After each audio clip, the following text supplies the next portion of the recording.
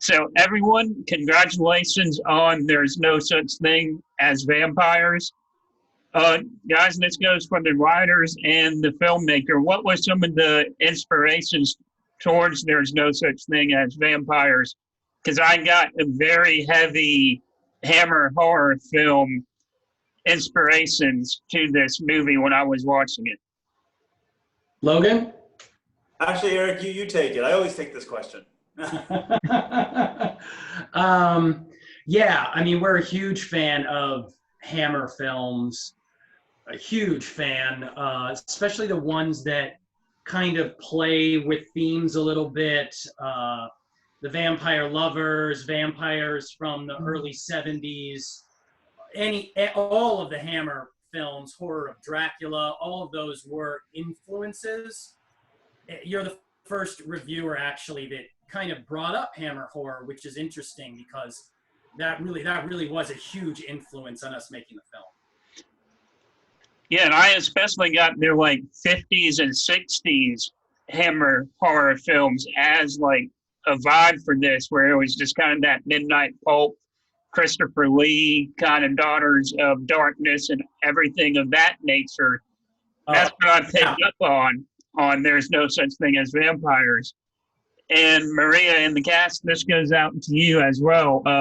What got you to get involved with There's No Such Thing as Vampires? Because especially in this day and age, making something like this is a bit of a risk because it has such a Hammer feel to it. And there's not a lot of jump scares. It's just character progression, plot progression, and all of that. What got you to kind of take on There's No Such Thing as Vampires? Well, I always prefer character-driven and story-driven to like jump scare-driven or slashers or anything like that. So that was definitely a plus for me. And also, when I met with Aric and Logan, I found I absolutely loved them. So I was like, you know what? Even if they give me a one-line role in this damn film, I want to be a part of it because I want to work with them because they're just so absolutely cool. So it was a combination of both of those factors. That brought me into it. And thank you, by the way, for including me today. That was awesome. Of course. AJ, we met with Maria, and I think maybe you already knew this, but we actually, after we met with her, we wrote that whole part specifically for her. It was completely written and crafted to her as an actor, so. Yeah, I did get an email about that you guys wrote that part in for her, and I'm glad you did because Maria's a fantastic actress. I got to know her a little bit from when Deja Vu was coming out, and I Spit on Your Grave when that was coming out, I think last year. And I had you on my podcast, and you were just phenomenal as a villain in that. And just seeing you in such like a departure, not totally, but just different kind of, it's still character driven, but it's just so almost like a homage to the older horror films, which must have been fantastic to be on a film like that as well, with There's No Such Thing as Vampires. Absolutely. Yeah. I would add AJ as well. First of all, I second everything you said, Maria. I very much agree with that. Character driven is always going to be better. Thank you. Of course. It was great working with you.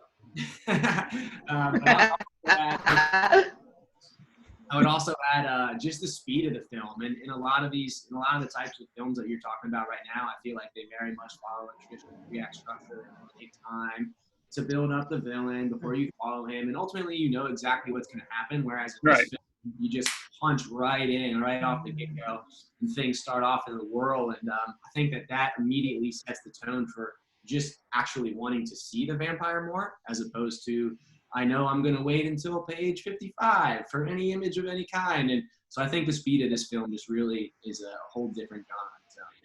And the speed of it was fantastic as well, like you brought up, because a lot of horror films never show the monster, like especially the older ones, because that was such a no-no, because not seeing the monster is much more scarier than actually seeing the monsters.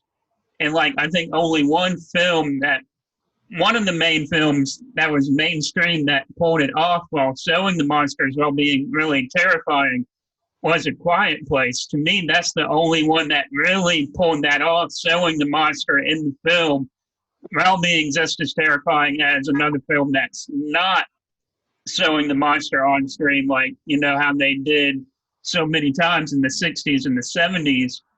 So, Aric, what were some of your favorite genre films that kind of helped you create There's No Such Thing as Vampires? I guess you brought one of them up before, which was Daughters of Darkness. Yeah. We're huge fans of that film. Also, I think because that film and so many others kind of ride this line of sexuality, non-binary issues, things like that, where vampire movies, I think, can touch on that a lot, whereas not always do you get that maybe in werewolf movies or haunted house movies. They're always playing on sexuality. And what does that mean? And I think I know that Logan's intent in the beginning of the film was with Josh's character, and he was basically, in a way, put in the standard role of the female. So a lot of one of those horror tropes you usually see a lot is the female running through the woods screaming and a killer's chasing her. And in this situation, kind of turning that on its head and putting the male in that role was something we thought was different and interesting, and why we were trying to turn those tropes that you normally see in a horror movie upside down. And that's kind of what you can do with vampire movies if you start to explore the sexuality and the different themes. And that's what they did in Daughters of Darkness. And I think they did that in The Hunger. I think they do that in a lot of really kind of classic vampire horror films. You get these gender-bending moments of different characters, or characters that even the smaller characters, like in the theater, in Maria's great scene, when she's kind of comes down and she's yelling at Josh, you have those two bald twins that are sitting in the theater, and you're questioning, what is this? Like, you're going into this weird world of these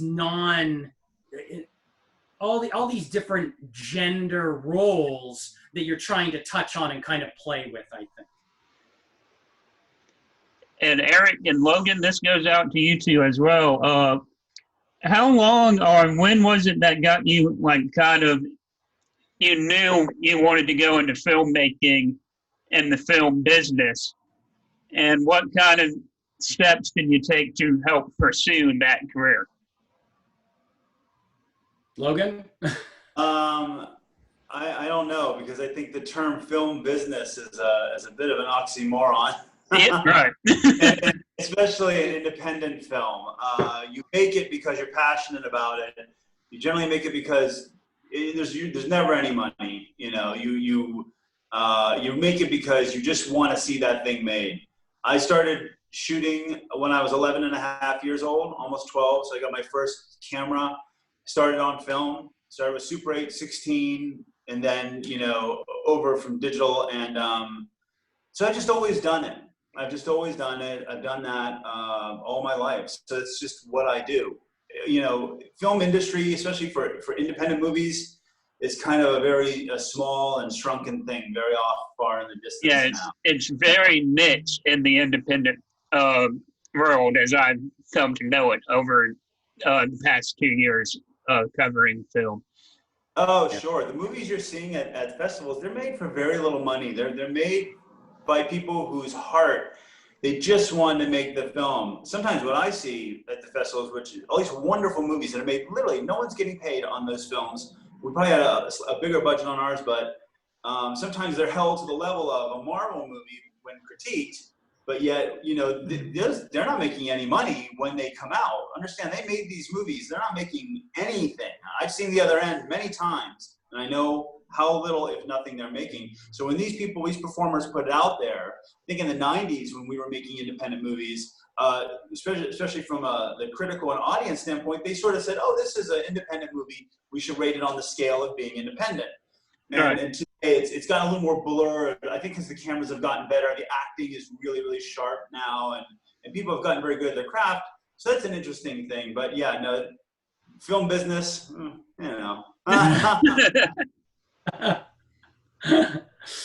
Oh. And Maria, what kind of got you inspired to become an actress at any age in particular that you wanted to really become a film actress? Well, as you might recall, I grew up in South Africa, which is about as far away from the film industry that you can actually get, especially when I grew up, which was in like the 70s. I've been on stage since I was 6 years old, so I was always very comfortable in the acting world, but acting on stage is a very different world from acting on film. So I used to do as many plays and musicals and things like that I could. But I always used to be interested in film, and I used to watch a lot of film.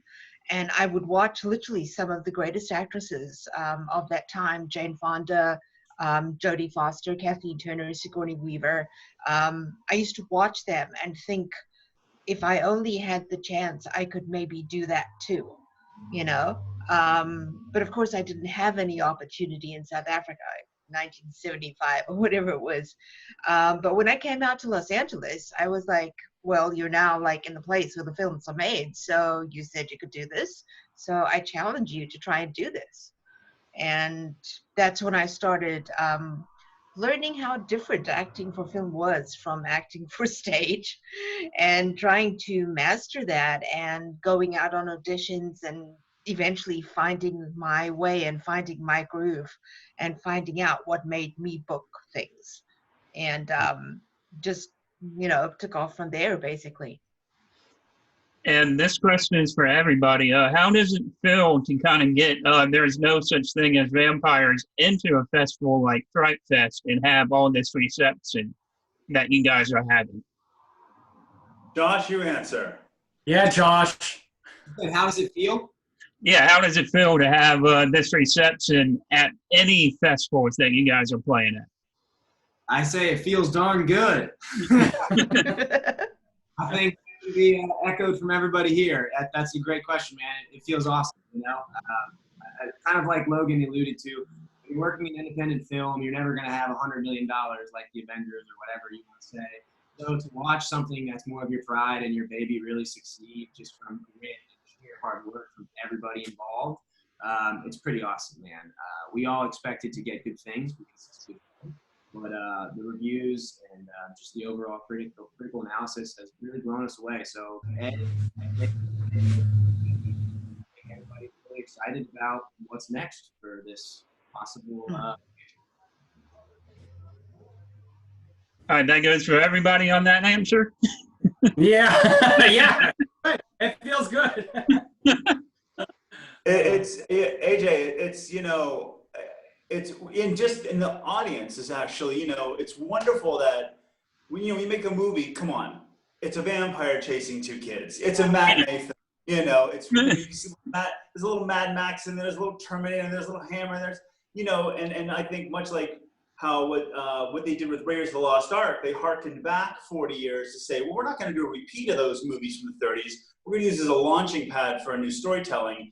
Aric and I tried to do the same thing. We didn't want to do revival of 80s movies. We just, and even earlier Hammer films. We wanted to take that mezzanine, we wanted to take that atmosphere and that energy, and then launch new stories off of that, much in the same way, but of course in a much smaller way. From say Raiders of the Lost Ark did for the 1930s. So yes, seeing the audience response has been what's been for me exceedingly fulfilling. The fact that so many reviewers have said, you know what, I get it, I like it, I know what you guys are doing, has just been really the cherry on the top of it. So I think it'll have a really wonderful life. And we've already been working on the series idea and the possible sequel. So it's we're working away here like crazy. Well, everybody, thank you so much for joining me this afternoon. It's been really fun talking to everybody. And once again, congratulations on There's No Such Thing as Vampires. Thank you, AJ. Thank you. Have a good afternoon, everybody. Thank you. All right. Bye-bye. Bye. Guys, see you later.